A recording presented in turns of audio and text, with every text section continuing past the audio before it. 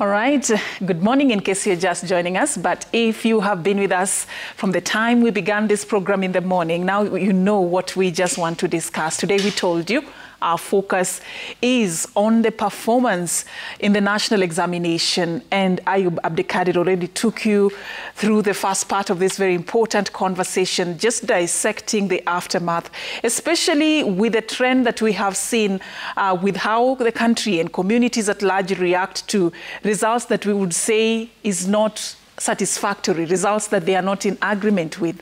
Some who actually say that their children have performed poorly, but poorly actually would mean differently depending on where you come from. So we want to dissect what success means, and our topic for this second part of the conversation is just redefining success in education, and looking at the journey that the country has taken so far when it comes to ensuring that every learner is placed in, a learning path that they are able to, exercise their full potential. I have in studio a panel that will cut across, representing the voice of the students, representing the stakeholders in the education sector as we seek to find the solution on what needs to be done. We focus so much on top performance, but the bulk of this population are those who did not get the C+ grade that actually warrants one to join university.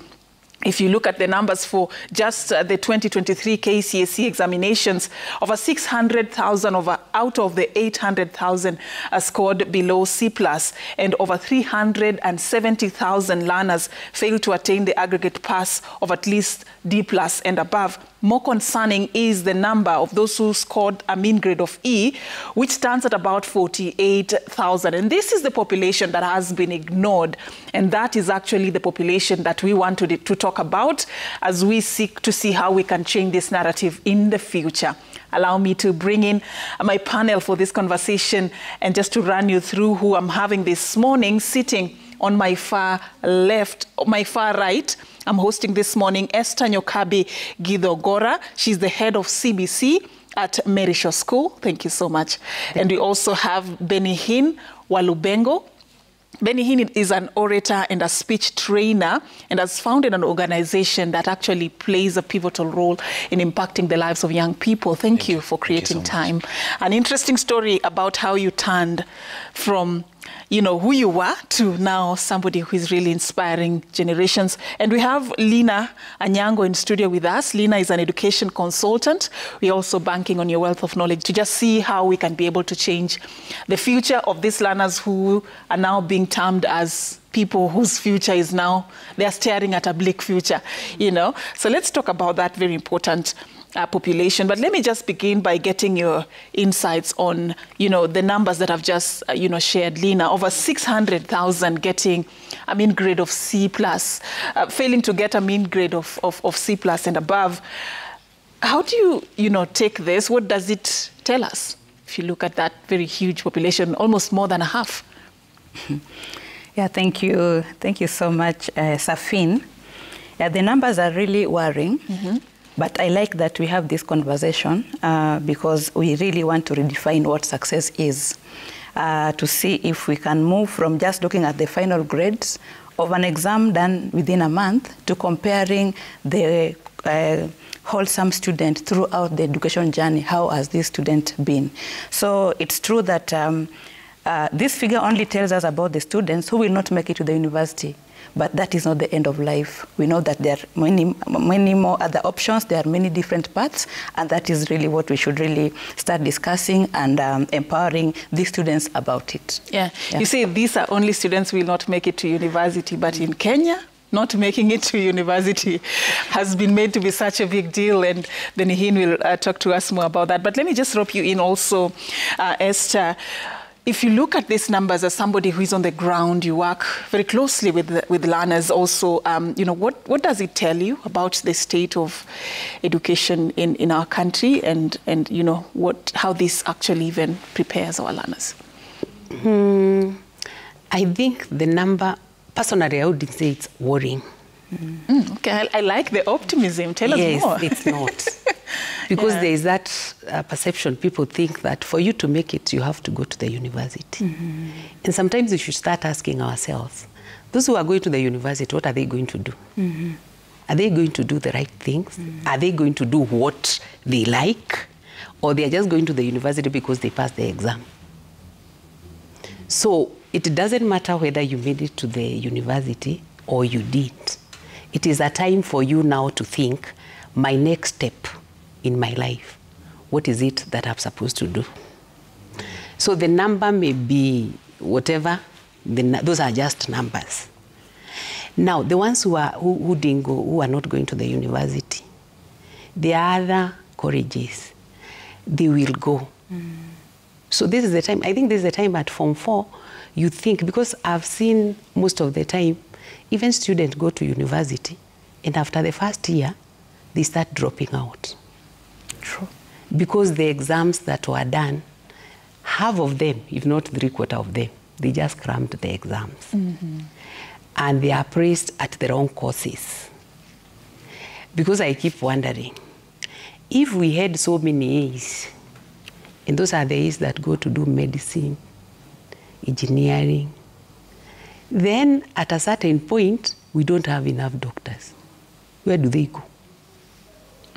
Because they just crammed the exams, they passed the exams, but when you go to the university, there is no, some of these courses that you do, you just have to have passed well and understood. So when they go take those courses, after the first year, they are out. They realize this was not the thing I was supposed to do. We crammed for a whole month, or maybe 1 week before the exam. You're able to cram and you're able to get the answers. Then after that, things change. All right. Benihin, you relate with these numbers because at some point in your life, before you made the decision to just take advantage of the opportunities that were there back then, yeah? So you really understand what it means to be in that particular category. And I believe majority of people, not just you. Yes. Tell us a bit about your story and the decision that you had to take at that particular juncture to just change the trajectory of your life to become who you are today. Okay. First of all, thank you so much for this opportunity. I'm a student at Days University, and I'm 22 years old. I think I'm the youngest in this panel. So you think? It feels great to be sandwiched by mothers. Yes. Yeah, so I'll speak from a generational angle. I did my KCSE the first time. I had a C-. And what happened is that I was so good at public speaking. Early in the days, my father used to force me to watch news when I was in pre-unit. You know, you're in pre-unit playing with other kids. And my dad had learned with the news anchor in NTV. So he could force me to watch because the news anchor was a classmate. He'll say, kuja uone classmate wangu. And I knew a lot of current affairs and all this, but this was not appreciated as much in school until later on. So it could be written in noisemakers almost every day. Even you miss school, you're still in the noisemakers list. And so there's this day, one teacher comes called Mr. Munika. He says, I want you to go for the public speaking competition. So it was my first time on stage, public speaking. I'm given a paper, if you become the president of Kenya. And I knew about 20 presidents in Africa. I knew the structure of government. I was not a good performer in class, but there are things I knew. So I became number 1 up to the nationals. So when I went back to school, now the school appreciated that, and they even gave me an appointment as the school president. And guys were happy because they said, these guys are noisemaker. So hatutaiandikwa noisemakers tena. Now my leadership journey began there. So I began reading Malcolm X, Martin Luther King. So by the time I went to high school, I knew a lot of things. My mom is a curriculum researcher. So she exposed me also to studying the Basic Education Act, the rights of a student, and all these things. So by the time I was going to school, I would question certain things. And the education system in Kenya has not been positioned for that. So I ended up now starting the suspensions journey. Indefinite suspensions, you're an inciter, you're this. But I was still going, every school I went to, I was going for the great debaters. So I had so many certificates from different regions of public speaking and debates. Now by the time I was clearing school, because of moving in 7 schools, by the time I was in Form 3, that is when I met a mentor. And he began walking me and told me, you're a good communicator, but now the education system has not been shaped for people like you. So you'll have to learn how you can be able to stay in that system and adapt to it. So you'll have to be silent, basically. And my mom will always tell me, when you go to school, nyamaza hata wasijue unajua hizi vitu.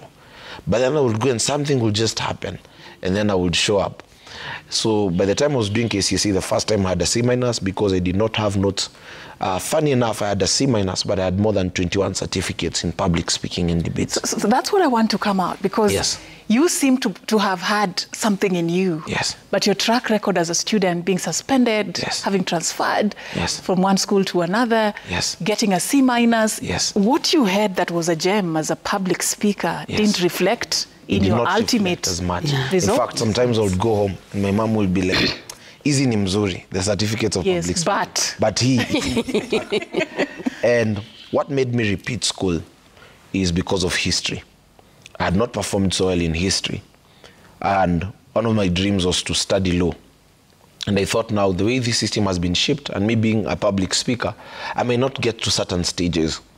I also wanted to go to Royal Roberts to study executive public speaking. It was not a thing by then.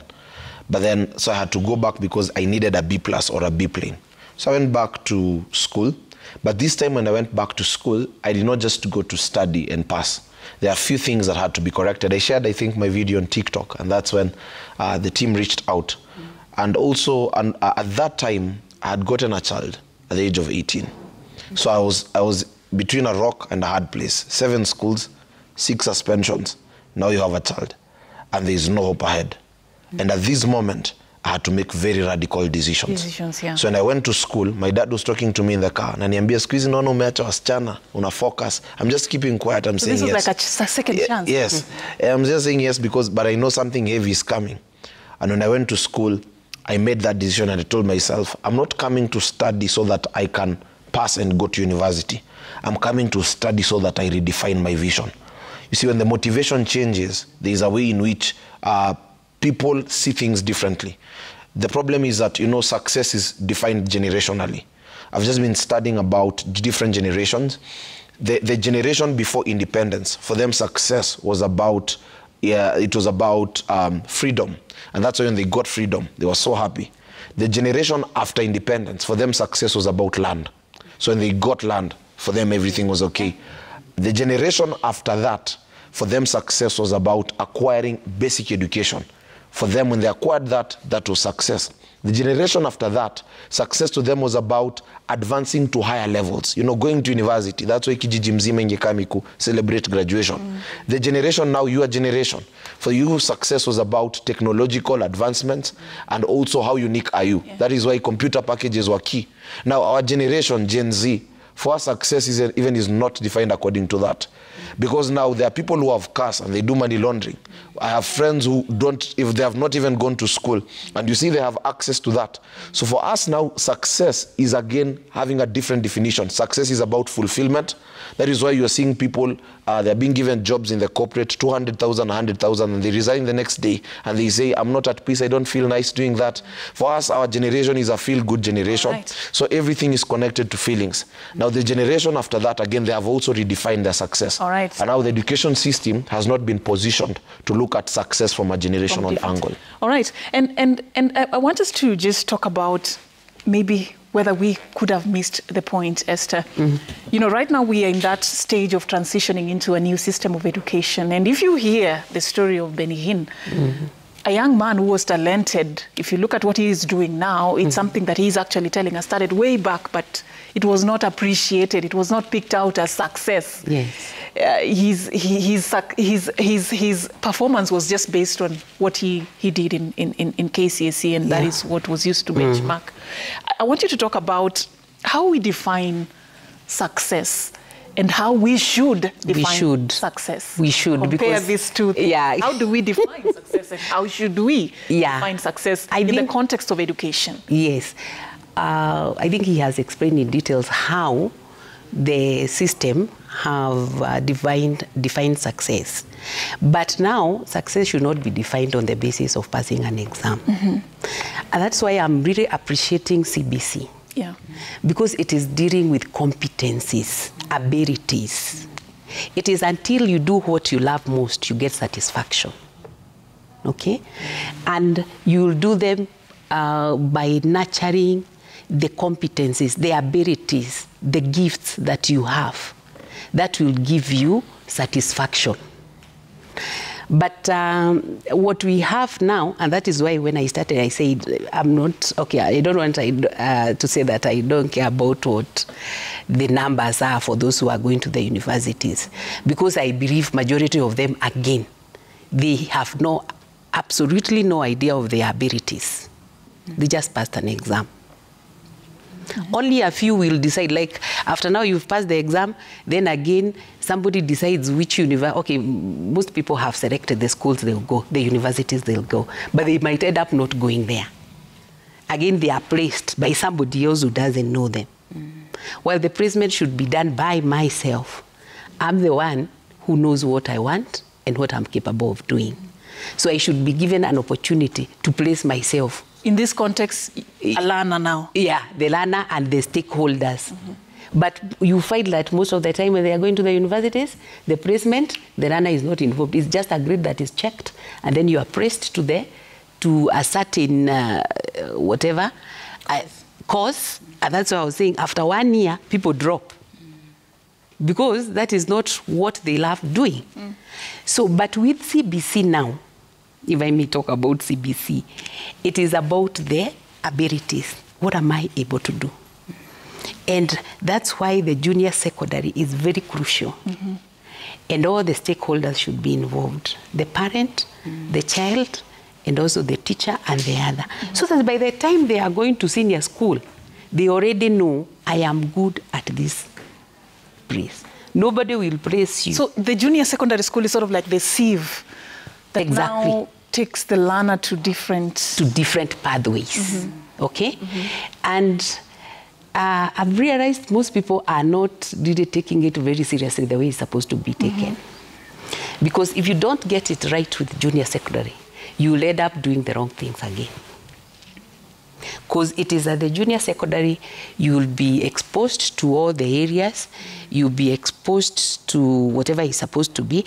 By the time you are going to senior secondary, you are already placing yourself. Am I a sports person?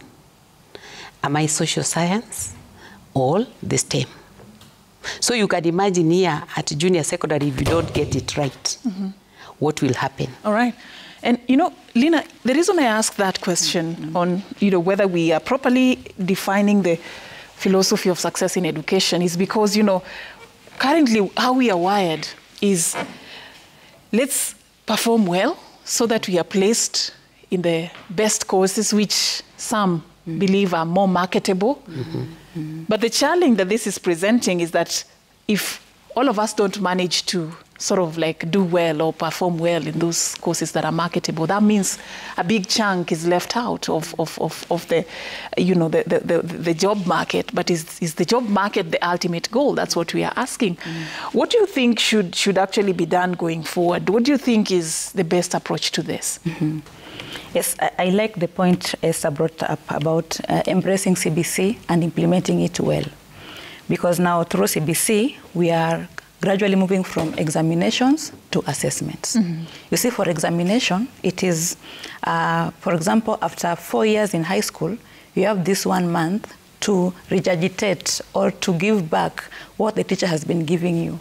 Actually, if you look at the current system, it's about memory and recall and replicating what the teacher gave you. So it's not giving learners opportunity to be thinkers, to be problem solvers, and not empowering these learners in other competencies. So when now you look at CBC, CBC is introducing what we call assessments, that it is now giving a comprehensive way of assessing the talents and abilities of this learner. Like what Ben has explained, that he was not doing very well in academics, but he was a great public speaker. And it took a teacher to help him and help him identify that talent, and that teacher gave him that platform to go for these debates, and now he realized, oh, I can be the best in the country. And you see, he has embraced that line, and that is where he's now empowering other learners or other youths. I saw him talk about that. So when we move from examinations, which is purely for placements, actually that is the only basic purpose of exams in Kenya, to know where to place you, right from KCPE. These learners do KCPE so that we can know which school will we take them. Are they going to sub-county school, extra-county school, or national school? That is the only reason why these exams are there. Should that be the reason? That should not be the reason. That's why I'm saying that I'm happy, because as we are phasing out 844 and moving to CBC, we are now introducing assessments so that we give these learners projects. Can they handle them well? We look at how they are in the curricula. Within the class, we are looking at the competencies, communication skills, collaboration, and all these other assessments. And you see now with CBC, it is a formative assessment, looking at in grade 7, for example, for the case of junior secondary, in grade 7, how did this learner perform? Grade 8, grade 9. So when this learner is finally doing the exam for transiting from junior school to senior school, it's not only this final exam in grade 9, but it's cumulative, an aggregation of what the learner has been doing. And I'm really pleading to all stakeholders to support CBC and implement it well, because it will help us to have this paradigm shift from only focusing on exams and grades to looking at the wholesome individual. This learner who got an A grade, went to university, akienda kutafuta kazi, within 1 month or 2 months is not able to keep up with the job, because to keep your grade will give you the job. Your talent will maintain you at the workplace. All right. Yes. Benihin, I want to tap into your power as an inspirational speaker. There's a very big bulk of students who, right now, if you look at the conversations going on in homes, parents don't know what to do with them. The learners themselves are feeling demoralized. They feel like they don't have any way out. Some are saying this is a lost generation. We've seen people just being left after Form 4. If you don't manage to go to university on your own, well, chache kabisa would get that opportunity to be supported. Yes. Do you think it's a lost generation? Well, we are not a lost generation. It's just that the structures are not there. I've done a study. I lead an NGO that has about 7,000 young people, train them in public speaking. And I began this NGO after looking at TikTok, and I saw TikTok has 4.5 billion users. In Kenya, Kenya is one of the most active nations in Africa, with a population of 20.6 million users who are active. In Kenya, we've not trained young people how they can tap into that market. TikTok in itself has created a platform for storytelling, but it's not something we've really invested in. The problem is not that you are a lost generation. The problem is that there are no structures in place that have been put to manage the energies of a generation. Because you find that now in our generation, people are very diverse. You go out there are many young people who can do graphics design. You go out there are many young people who can manage social media pages, but systems are not there. The things that are serious to a generation are taken as a joke by the government. And the things that are serious by the government are taken as a joke by the generation. So that's where now there's a paradox, there's a disconnect.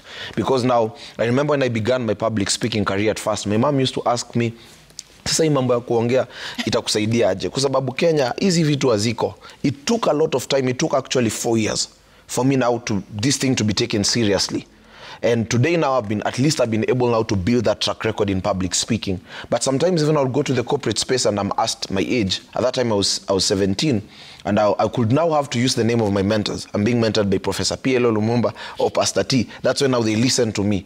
It took a lot of time. So also parents also must be spoken to, because there's no platform where people can also speak to parents heart to heart. Because I feel like also, because there are parents who never managed to go to campus, but now they handled money. And so they want to achieve that success at times through their children. So if the child now does not manage to go to campus, and a parent goes to a family get together, wamekaa watu watano, mmoja anasema mtoto wangu wako KU, mtoto wangu wako UN, and you have your child there who is a rapper at home, and you feel like a failure. And so that is where now everyone also needs to work on their identity as a society. Because we've also not worked on their identity. Parents have not yet embraced that your children might be so unique. A parent called me 4 days ago and said, Benihin, mtoto wangu amepata D+. But this child has 7 certificates in violin. This child can write plays. And I told the mom, you have an asset at home. Bring that child. We can train them. That child just needs confidence and proper packaging. So I feel like also this is also something. And also you see motivational speakers used to go to school and say you must get an A. In Kenya right now, 95% of motivational books, either how to get an A, how to pass in mathematics. And sometimes even when I go to school to speak, I always correct that and tell them I'm not a motivational speaker, I'm an orator first. And then I tell them, I've not come to tell you how to get an A. There is a level where a vision is what needs to drive you. Someone said, when an egg breaks from the inside, life begins. When an egg breaks from the outside, life dies. Mtoi anaweza kuwa amehata, mtoi anaweza kuwa jaingia campus, but if that person understands the language of vision, understands the language of mentorship, understands the ability that they can pick up certain things. Bruce Lee said, I don't fear a man who has practiced 10,000 kicks, but I fear a man who has practiced one kick 10,000 times. That is the generation we need. All right. Yes. So how are we preparing and raising this generation that Benihini is describing? Let's talk about the current education system. Practically, what are some of the principles or practical approaches in which we are starting this journey with these young learners to grow with them to the level where they can be able to really fully realize their potential, you know, and it doesn't matter. It could be a doctor, a lawyer, it could be somebody who is, you know, talented in art or whatever. How are we preparing them from that tender age? From the tender age, with the CBC. Yeah. Now, the beauty about CBC is that the parent is involved. Kabisa. You just have to work with your child. You know, initially, with the other system, it's like I've taken you to school. In fact, the parent will come and say, "Sasa huyo mtoto ni wako." And for sure, he means that. He doesn't want anything to do. Just tell me what I'm supposed to buy. I will buy. I will bring. Take care of the child. Paying school fees and buying books. And buying books. Tell me what is it that they want. And you'll be taken to school and you're told to see, I have everything. And you know, see, nimenunua kila kitu hapa. Mtaonana ukifunga. And for sure, mtaonana ukifunga. But now, with CBC, you as a parent, you have to be there. That's why we have the parental empowerment, engagement and empowerment. You as a parent, you are also empowered to work with your child. Because when it comes now to getting the pathway, you will be involved. And I know most of the time... And this is something you have deliberately done, like you create that parental empowerment. Yes, it is there. And that is, and do you know how the parents are engaged? Like when you hear, you go, you are given some extended activities. You have to do them at home. And you do with your parent. So as he is doing, and it's very deliberate on that system, so that you are involved. As much as the parent will say, you know, now we are busy, am I supposed to work and then also come and teach you? Yes. Because this child needs your support. You, as a parent, you need to understand your child well. You need also to be part of those people who will realize their abilities. Very true. Okay? And most of the time, you are with this child. If anything, you are the first teacher of this child. From the time you give birth to that child, you have been with that child. So, know your child, discover, the child will know, of course, will realize. Then you give support. The teacher will come in now and nurture that talent. Hiyo kipawa ndio iwe. So that is the only way out, such that by the time that kid is, I'm sure those people who have been following up with their children well, by the time they are at grade 4, you are able to read, even not grade 4. If you're very keen with their child, even at the pre-nini, you will know this child likes this and this. The kid might not be deliberately doing it or unconsciously doing things. It's just unconsciously doing things. But if you're observant enough, you'll be able to tell. Right. If you are not, give that child some time. So that by the time this child is at junior secondary, you will even have known. Now it's just saying, I know my child is like this. So that this brain game of, like now what we have currently, parents are demonstrating all over that the student did not perform well. And if you ask that child, you expected him to do what? Ajui. He just want the child to get an A. And you have not been there all along. And you have not been there all along. Because if you are there from the word go, you would have known my child is not performing well. Let me go to school and find out why. But now you are coming the last minute and blaming the teacher. Yeah. Well, let me ask you, how do you deal with complexities such as when a parent and a child really don't know what this child is meant to become, especially at that tender age?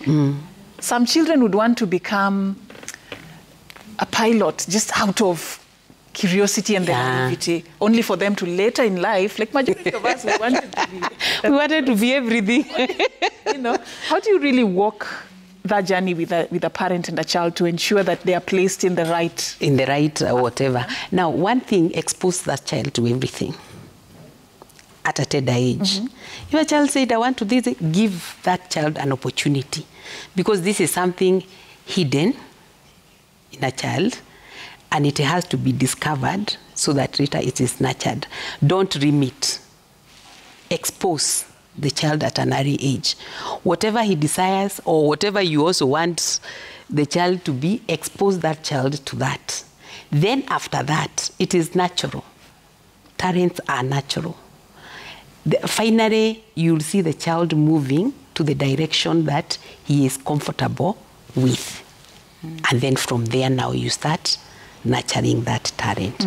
So don't remit your child. I know there are some parents who say, now, like I was trying to say, he was saying that since I wanted to be a doctor, and I never became a doctor, now I want my child to be a doctor.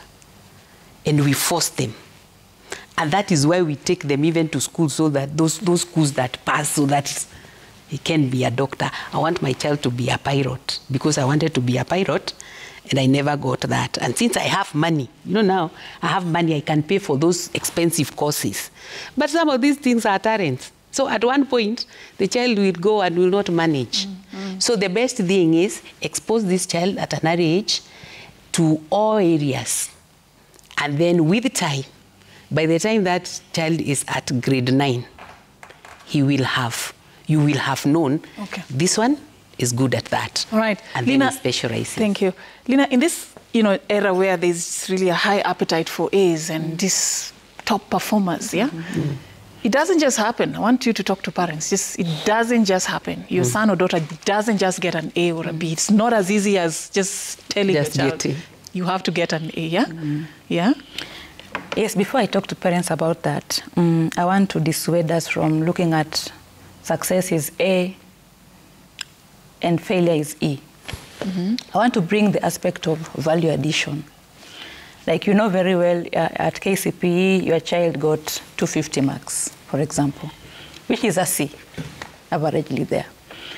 Then you expect this child, by the time, so you find out your ways and get this child to a national school, because we have people who have the means. So they take their child to a national school, and they want this child to get an A. So from a C to an A. It's not to say that it is impossible, but we also have to be realistic, that we should now focus on value addition. Like, if my child got a C at KCPE, and at KCSE, my child now got a D-, I have all the reasons to be worried, because there was no value addition there.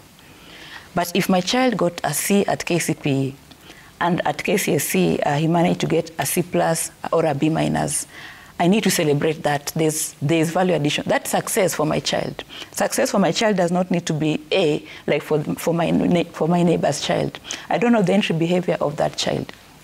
So if parents can shift from looking at success as getting A to success as getting that value addition, because each one of us, we say the fingers are not the same. So each one of us, there's only that much that we can do. So we are looking at, did my child get the best that they can get? Yes. And according to their capability. According to their capability. And if that is what the child got, then we have all the reasons to celebrate that child. The other thing I want to talk about is looking at one type of intelligence, because the current system is only defining success as having good IQ. But if you look at CBC, which Esther is championing and which Esther is heading, CBC is looking at multiple intelligence, this child might not be very good at mathematics, but this child is very good at spatial intelligence. Very good artist. That's a form of intelligence which this A student might not be good at. The same child or a different child could be very good at music intelligence. Akikaa tu hivi, rhythm zinakuja na compose song very fast. Why are we not celebrating these other types of intelligence and looking at them at success? And maybe it's because of probably how the results are announced, or how we analyze our results whenever they are being released, that we're only looking at the A grades. We are looking at the grades. We've not seen schools being ranked when the results are being given out. That last year, these schools did very well in soccer. Last year, we have schools which are really excelling in music festivals. But as long as we just grade, we just rank schools according to the exams. Based on exams, they forever believe that they can never make it. So I feel that we should have that paradigm shift from looking at grades and start looking at what is the type of intelligence that my child is having. And if you are to look at the academics, then is there value addition every time my child is doing an exam, other than comparing my child in school A with another child in school C, which could be having better facilities than where my child is. All right. Redefining success in education, that's our topic this morning. And Benihina, I just want to also hear your insights. From having followed your story, you had parents who spoke life to you. They played a pivotal role in just transforming who you are today. Tell us a bit about that aspect of your life, and even, areas or opportunities that you took to just tap positive energy and keep you going in your journey to becoming who you are today. Okay. Actually, they are watching. There's a powerful story about a beggar, blind beggar, who was seated in a street and he was shouting for help. And as this guy was shouting for help, he was saying, "Someone help me with a coin." So one person comes and he begins searching in the pockets. So this blind beggar can feel someone is standing and trying to look for something in the pocket for more than 5 minutes. And then this person says, "My brother, I am sorry. I did not find the cash I was looking for, but I would have helped you." So the beggar begins crying, and he asks the beggar, "Okay, why are you crying, sir?" And the beggar says, "I've lived in this street for 15 years. No one has ever called me brother. That is enough." What our generation is looking for at times is a language of affirmation and a parent saying, "I am present." I was working in schools. There are schools that told my father on the face and my mother, "This boy is not going anywhere." But I would go home, and sometimes I would hear my mom praying in her room and saying, "My son will succeed." There's a day I came home drunk. I was in Form 2. And I heard my mom crying in her room and saying, "My son must be great. God, you gave me this child." And I could say amen. You are drunk, but you're saying amen. And until one day now, I'm finding myself in platforms, preaching, going to nations, advising governments, writing speeches for key people in government. And now I remember someone spoke life. And what is happening is that parents have allowed certificates to have a louder voice than themselves. There's a level where you can have a child who is failing across. But when your parent keeps on shouting, there is something. Because my dad will take me to school. He's mad, he's angry. But he takes me to school. And I remember in the last prayer day, he called. And he said, "Sina pesa ya kuja shule, but I know you are an intelligent young man." My dad is a police, hatujazoea kuambiana I love you, but he just said, "You are an intelligent young man." That alone by itself was enough. And even when I got the child, my dad said, "The child is here. You're in your last year." It was during COVID. And there's nothing you can do because the child is a blessing. Now he told me, "Now you're a father. You're a young father. It's up to you to choose your future, but I'll walk with you." That was enough. When I went to my room, I told myself, "You must do your best." And what I can say, there's that aspect of a parent. Number 2, introduce the language of vision and let it be louder. Vision more than career, because also the problem is that we have switched purpose to career. So if you're not a doctor, you're not in purpose. If you're not an engineer, you're not in purpose. So we must clearly define what purpose is as a generation. And then the last thing I'll just say, someone said when you want to fix a flower, you don't fix the flower. You fix the environment of the flower, and the flower now will be fixed. What we now need to fix, let's create systems. Give your child exposure early. Take them to hotels to know how to network. I was told early enough when I was introduced to this language of public speaking, I was told, have a cologne, smell nice as a young man.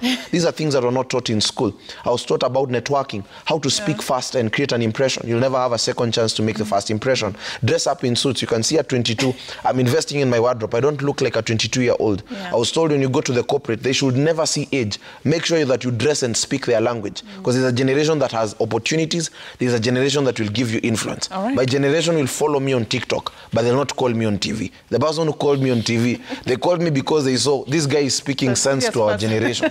So we need to train young people's skills up, maybe might not be in books, so that they can also build other skills. And lastly, let's train our generation storytelling. We have powerful ideas, but we have not yet trained young people how to express these ideas. All right. Yes. You know, we are talking about, you know, raising a generation that really understand themselves. They know what they're capable of, and they're going for it and succeeding in it. And you talked earlier about this system of education that you're really vouching for and saying that this is actually going to be like the game changer. Yeah. But the challenge is, Mwalimu, are we getting it right? When, you know, having CBC is one thing, but implementing it in the best way is also another thing. Yeah? Yeah. Even before I answer that, I really want to encourage those students who got E's or below C+. They activate colleges out there, and it is from there they'll be able to discuss. In fact, I'm sure most of those who will go to the TVET, it will be a blessing in disguise. They will be happy they never went to the universities, because at TVET they are going to discover their abilities, and they will still make it. So that was a need because of an academic paper that was done in 2 hours and something. It has nothing to do with your success in the vision. Go to TVET colleges, find out, take your time. Go to the colleges, find out what they offer. Gauge yourself. It might a bit, it's unfortunate that maybe the system, maybe from 1 to Form 4, you are never exposed to those areas that you might do at TVET. But I'm sure at this time, 18, 17 years, you must be knowing, I am good at this. There must be something that you like. Nobody wants to talk about TVET. Yes. Yeah, you forget about the... Okay, I'm not saying you forget about the universities, but let's go to the TVET. That's the mistake we make. That's the mistake we make, because it's very funny that when we watch at people who are very successful, again, most of them will not talk much about their university. We have the musicians, they are making a lot of money. We have the sports people, they are making a lot of money. But then when we come, we want that you have to succeed for you to go to the university. Yet the people, your role models, the one you want to be, majority have nothing. Okay, with time, you still get the certificate to the university. But please go to TVET. As a parent, stop asking the child, hii ni nini umeniletea nyumbani. Hiyo ameleta, aende TVET, he will make it. Ndio yake. Now, about... Yeah, let me take you first because of time, yeah? What does it mean to implement CBC, right? What does that look like practically? Okay, I would not sit here and lie that it is not expensive. It is expensive. So I think the government need to do something, especially at the junior school, because it is here now. Students are going to know what they are capable of doing. For them to discover the competencies, those abilities that we are talking about, the facilities must be there. For this child to know that he is good or she is good in a certain sport, that field must be there. Ndio akibie, ajue anaweza kukibia. Sidio? If it is performing art or visual art, those facilities, physical facilities must be there. If it's the STEM, where we have the scientists, the doctors and what have you, the labs must be there. That child must be exposed early enough so that by the time he's in grade 9, he knows, I'm good, pale kwa science, najua. Lakini sasa, if we just remain the same way and move, and then at grade 9 you are supposed to choose your pathway, what have you been exposed to? What have you been exposed to? Okay? If it is the social science, okay, or to the social science, but there are also some practical things. So it's a bit expensive, but it's worth. Yeah. Because after that, the child will know, I am going this way. When you're talking about exposure, does it mean if I want to be a journalist, I'm exposed to like the real world of journalism? Yeah. If I want to be a pilot, I'm exposed to the real world of, like, does it help? It helps a lot. If you want to be a pilot, you must at least do some basic aviation. Even visiting those places is equally important. Okay, you may not bring the airplanes to the to the school, but visit the places. Expose that child. If that child wants to be a journalist, let them come here, let them see. You know, that thing, that exposure. If they want to be good in sports, let them travel out and see and face the real people. That is enough motivation. And that child will remain focused. But meanwhile, even at the school level, those basic things, facilities, let them be provided. Also have the right teachers. Expose the teachers, train them, for them to be able to train those children. The parents, come in, help, okay? So that by the time the child anaenda university or wherever, the college, you are not going to blame any teacher.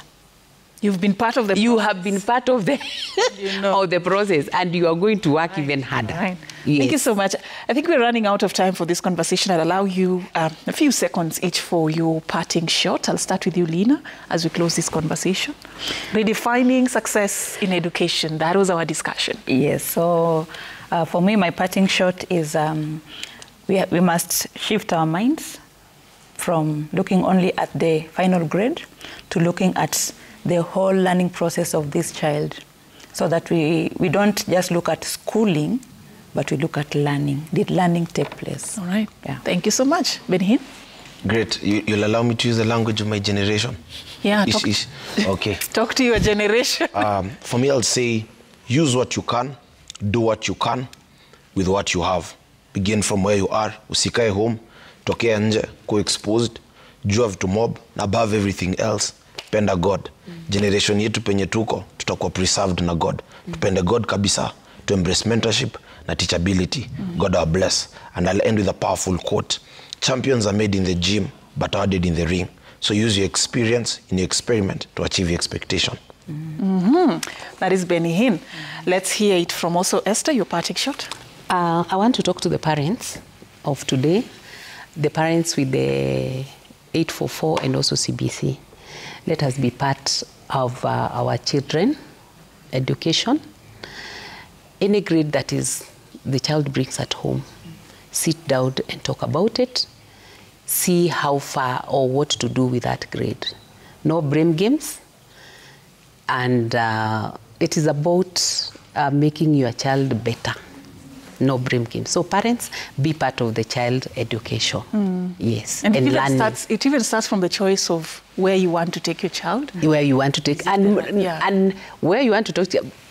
But the most important thing is find out about your child, his abilities, not what you as a parent, your abilities.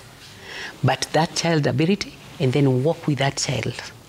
And you have no regret. Yeah. And let the child do what he loves doing. I think that's what Nani said. It is what they love doing that will make them go far. All right, great. There's nothing as good as being driven by passion. Yes. You know, and the vision that you have for yourself. Nobody will push you. You'll just wake up and go, you know, and sail and thrive and win. Yes. So it's good, like all of you are saying, to really help this person to support them in what they believe in and what they love. Then wataenda wenyewe. Wataenda wenyewe. It will be very easy, by the way. Very easy. They look for these opportunities themselves. One thing that stands out for me in this conversation is that there is no failure. Let's not talk about failure. It's just like what Benhin is saying. Our system is very linear. You know, opportunities are very straight. We've not like opened it up to really tap into what our generation has to offer, their abilities, their interests. If only we could open up that space, then we'd find that most of our young people actually have a space to really fare and progress in this life. Thank you so much for creating time. I've been having this sit down with a panel of three: Lina Anyango, an education consultant; Benhin Walubengo, an orator, speech trainer; And we are also discussing this with Esther Nyokabi Gidongora, the head of CBC at Mary Shaw School. Thank you so much, all of you, for creating time for us this morning. We really appreciate your insights. And that's how we end it up right here on Daybreak this morning. My name is Safina Chingoma. Have a lovely day ahead.